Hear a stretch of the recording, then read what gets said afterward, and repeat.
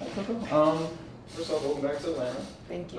Good to be home, I'm sure. Tell me a little bit about what this tournament means for you. To be able to come back to your city and be able to represent like this. Yeah, it means a lot to have the opportunity to play in front of a home crowd.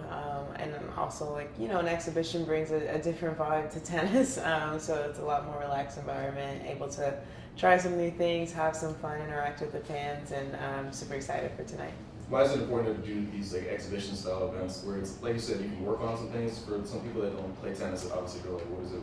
What's the reason for this? I think for me, I think Layla and I are both playing DC next week, so A, to get a little bit of practice before then, and B, just like sometimes you need a little chill stop on tour.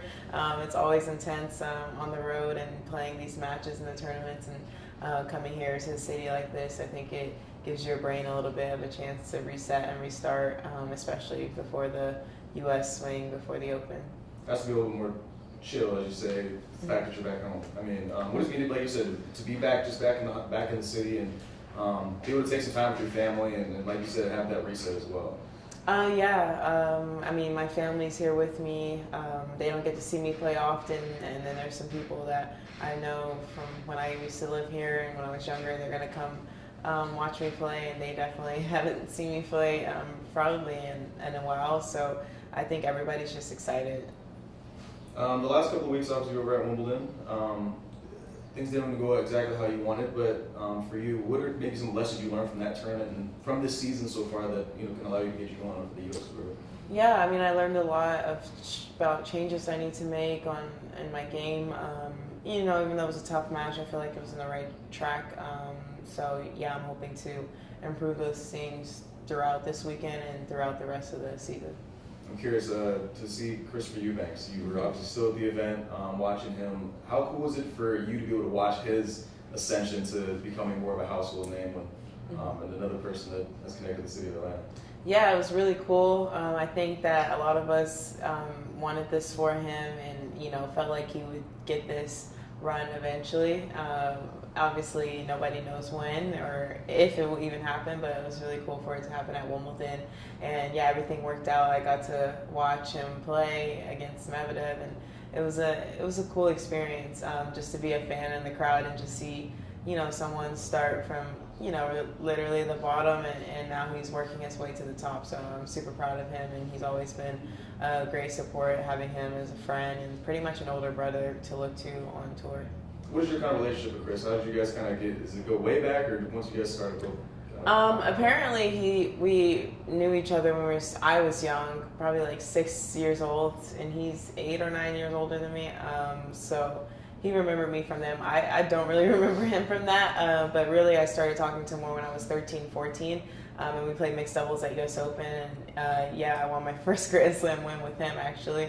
And yeah, we've just been friends pretty much ever since, and then over the years we got closer, and yeah, I mean, at this point he's just like another family member. He spent, pretty much stayed over during Thanksgiving with us in Florida. And my aunt, he calls, and uncle call him nephew sometimes. So it's just another member of the family at this point, and it's just like, I don't know, it's really cool to have someone on tour and then just watch him like grow like that. And yeah, and I mean, for him, I think he would say the same for me. I think it's interesting because both of you guys are similar in regard that you guys had this meteoric rise that came from Wimbledon. I mean, just to be able to watch it from this side of things, you're watching and saying, hey, like you said, you have that rise. I mean, what is it like being able to see it from that perspective? It just makes you like really proud, really. And I really, honestly, on the court watching makes you appreciate your game more. I feel like, when you're on the court, you get distracted by the game, and you don't realize how many people are at the matches and how many people are supporting you, and just being in the stands, you hear the little comments made from the crowd and supportive comments made from the crowd. And I guess for me as a player, it more than likely those same conversations or similar conversations are happening during your match. So I think it makes me realize how much support you do have on the court, and everything is not so life or death. So watching it definitely was a different experience. I don't go to too many matches in person. Now I used to when I was a little bit easier to navigate sometimes, but this time it was really cool to see. And I don't know if I'll stay another 5-setter, but it was I definitely won't be doing it at US Open. It's too hot. But maybe Wimbledon might be the only one I'll try to watch somebody play. I met you back in 2018. A year later, your run happened over at Wimbledon for Venus. I'm curious for you, from then to now, how have you kind of seen your life change? And us, Chris, can go to the same thing, but how have you seen kind of your life change? And when you think back on that tournament, I mean, all those years ago, and where do you kind of see yourself growing as a person, as an individual, and how things kind of changed for you? I mean, I feel like a lot has changed and a lot has stayed the same. I mean, obviously, I've learned a lot over the years, learned a lot about life, matured a lot more. I learned a lot about the game, but I think the foundation of it is all the same. I still love to play, regardless if there's a lot of people or not. And I think really, especially going through COVID year, from going and playing with thousands of fans at the match to zero, I think it really taught me that my love of the game never wavered between how many people were watching me. And I guess I still have a lot to learn, so sometimes I try to take myself back to those moments and the beginning and maybe how I would approach it then and compare it to now. Obviously, it's different approaches, but I think there's a lot to learn from the past, so I try to kind of reflect on what I was doing then and maybe apply it now. Not in all situations, but in some. Obviously, what do you think you need to work on for your game, I guess, going forward, as you try to take that next step and really blossom the next level of things? Yeah, for me, the biggest thing is just to be aggressive.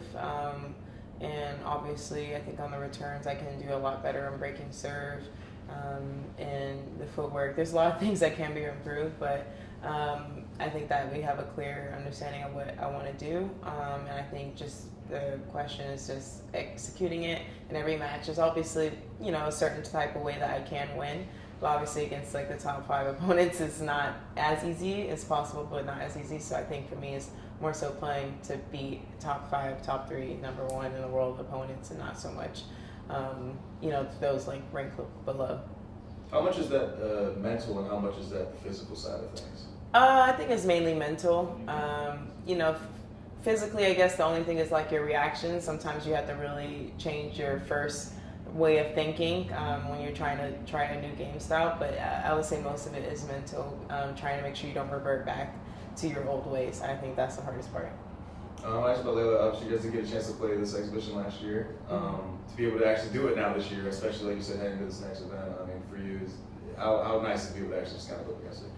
Yeah, last year, I know she had a foot injury, so I'm really excited to get the opportunity to play with her this year. I mean, we've played each other so many times in practice. I don't think we've ever played on the pro level, so this will be different. I mean, it's probably going to be the same as our practice matches that we played.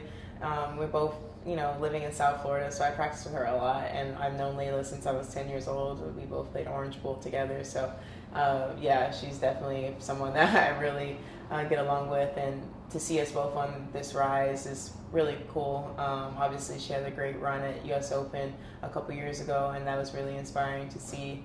And then enrolling girls, I got my turn, so I think people are going to be excited to see us play, and for me, I'm excited to play someone like her, and I know it's going to be fun regardless. Gotcha. I think my last question, just the Atlanta perspective, how much does this city mean to you, the support that you get from Atlanta? Because we were talking to Chris the other day, he didn't know how much support he got until he got back. And for you, do you recognize how much support you get from this city and how much people care about tennis because of you out of the city? Yeah, so many people come up to me, even walking around a lot, saying they don't even watch tennis. They just watch me, which I think that's crazy. A lot of the security guards here were telling me that they only, and I guess when I lose the tournament, it's over for them. So it's just really interesting to see. I mean, coming from South Florida where people, I guess, support multiple players, and coming here, obviously, I get a lot of support here, especially from the Black community, and just seeing how many girls, and especially young girls, get uplifted just seeing me, not even playing, whether I'm just walking around or anything.